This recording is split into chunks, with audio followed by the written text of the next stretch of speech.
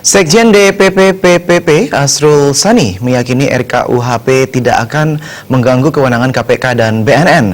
Menurut Asrul, perbedaan pandangan antara DPR dan KPK serta beberapa lembaga lainnya akan bisa diselesaikan dengan baik melalui proses politik yang diyakini bisa mengakomodasi semua pihak.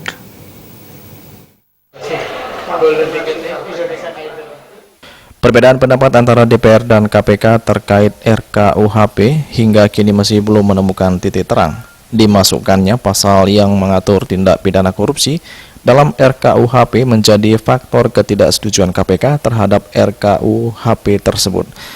KPK beralasan dengan dimasukkannya pasal tipikor dalam RKUHP maka akan memangkas kewenangan KPK dalam menangani kasus korupsi. Sementara itu pemerintah dan DPR serta tim perumus sepakat bahwa mengenai tindak pidana khusus yang diambil dari undang-undang sektoral lainnya yang dimasukkan hanyalah mengenai delik pokoknya atau core crime-nya saja.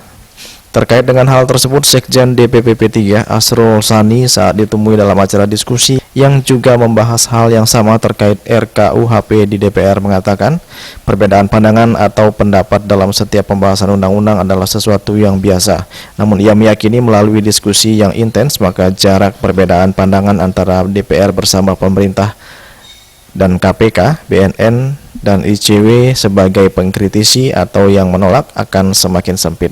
Ia juga menegaskan bahwa pandangan P3 terkait dengan RKUHP, kendatipun nantinya pasal tipikor diatur di RKUHP, hal itu tidak akan mengganggu kewenangan KPK. Dengan catatan harus ada penegasan yang lebih jelas lagi dari penegasan yang sudah ada di pasal RKUHP saat ini. Ikhtiar untuk barangkali mempertemukan untuk menyamakan susah kalau menyamakan, tapi mempersempitlah jarak perbedaan sudut pandang itu. Syukur-syukur bisa menemukan rumusannya, dan saya yakin pasti akan ketemu nanti rumusannya. Itu. Berarti akan tetap diatur, Pak, kayak misalnya? Ya, saya tidak bisa mengatakan bahwa akan tetap diatur ya, tapi kalaupun diatur, yang jelas paling tidak fraksi P3 akan memastikan bahwa kewenangan KPK, BNN tidak akan terganggu.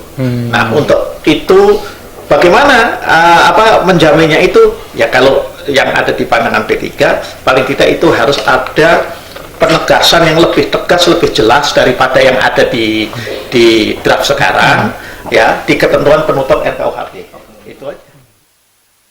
Seperti diberitakan sebelumnya, KPK secara tegas menyatakan ketidaksetujuannya jika pasal tipikor dimasukkan dalam RKUHP.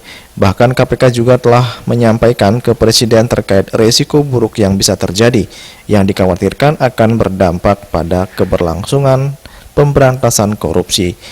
Presiden pun menanggapi hal tersebut dengan menginstruksikan jajarannya untuk membatalkan deadline RKUHP yang sebelumnya telah ditetapkan tanggal 17 Agustus 2018.